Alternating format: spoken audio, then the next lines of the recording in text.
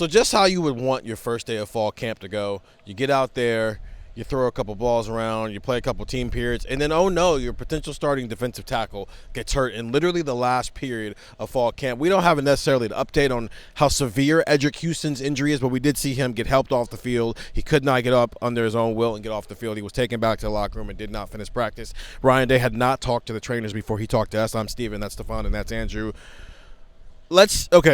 I don't think we should go to the moon with this conversation because this could be as simple as he tweaked an ankle. He's completely fine. He's going to miss a couple days of fall camp, but by the time they play against Texas on August 30th, he's completely fine. But this is a conversation about, we've been talking about the depth of the defensive tackle room, Stefan, all summer, and now, regardless of how long Edric Houston is or isn't out, Jason Moore, Tywan Malone, and Will Smith, the time is now to show that they can trust you. Yeah, I think that's kind of maybe the lesson from this before you jump to any conclusions about the injury. It's just that, like, there is that depth, like, right in front of you. Like, we saw in an instant, like, oh, wow, this depth could be tested. Like, this is how quickly things can change for collegiate football program. And we saw Jason Moore get in there and get some reps in place of Edric Houston. And I think it's important for guys, like him, the guys you mentioned there, to show some kind of strides this fall camp, whether Edric's fine or not, right? Like, you need improvement from those guys, because even if Edric is 100% and ready to play every game, you still need your third guy, your fourth guy, and maybe even your fifth guy to be ready to go in that defensive tackle room. It's an area of need that's been apparent for this team throughout, this offseason since the national championship game ended. That was an apparent need, and they didn't really feel like anyone was worthy enough in the portal to address that. Well, we got to see then from these guys that are backing up Edric Houston and Caden McDonald that they're ready to go.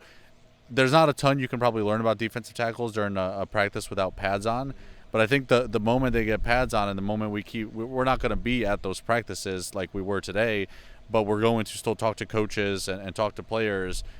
We need to hear good things from Ryan Day and from his staff about the improvements that guys like Jason Moore are making, because outside of that, we have not heard a ton of good things about defensive tackle depth from Ryan Day this offseason. He said in the spring it was an area of concern. As the spring ended, they said maybe they were going to address it in the portal.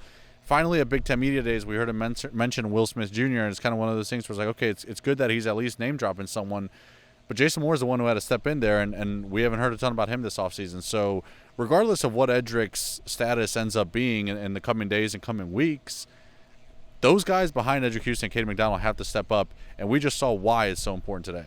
Andrew, of those guys, that trio, Tywan Malone, Jason Moore, and Will Smith, who is this an opportunity for the most? Who do you want to see maybe seize the day a little bit? I think Will Smith is probably the guy that immediately jumps to mind. He's the guy that you immediately say, like, okay, similar body types. Like, I think they weigh about the same. You look at him as a guy who, like you said, Stefan, Ryan Day was talking about, I think he flashed a couple of times in the spring. Like, that is the guy that I think is the logical, okay, if there were to be a guy that takes the leap, it would be him.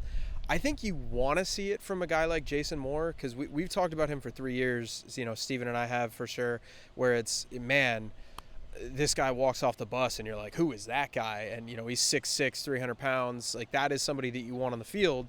But if he's not going to take that leap, then, there's nothing you can do about that. You just got to find somebody else. So I think it's Will Smith right now. I think you would like to see Jason Moore make that leap. Ideally, for Ohio State, all of these guys have to make that leap because, like you said, whether Edric's out a day, a week, a month, whatever, like, you need a depth with Edric.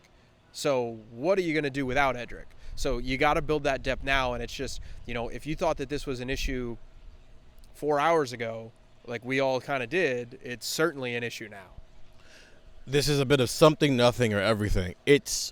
We don't know which of those three it is in terms of how severe Edric's injury is, but it is everything that whether he is out there or not, as you said, Stefan, this is a reminder of why that depth needs to be building over the next 30 days, because without it, you're literally, guy walks off the curb the wrong way away from having potentially one of the best two duos in the Big Ten, at least, at defensive tackle, to really good Caden McDonald, and a lot of question marks for a team who's got to be able to stop the run because they're playing in the Big Ten. 614-350-3315. When that happened, that's the first place we went with that news. That's where we'll be going with everything first as we're out here watching these practices and talking with people. It's a 2-week free trial, $3.99 after that. We'll continue to talk about this on Buckeye Talk, wherever you find podcasts. Stefan, Andrew, and Steven from Ohio State's first day of fall camp.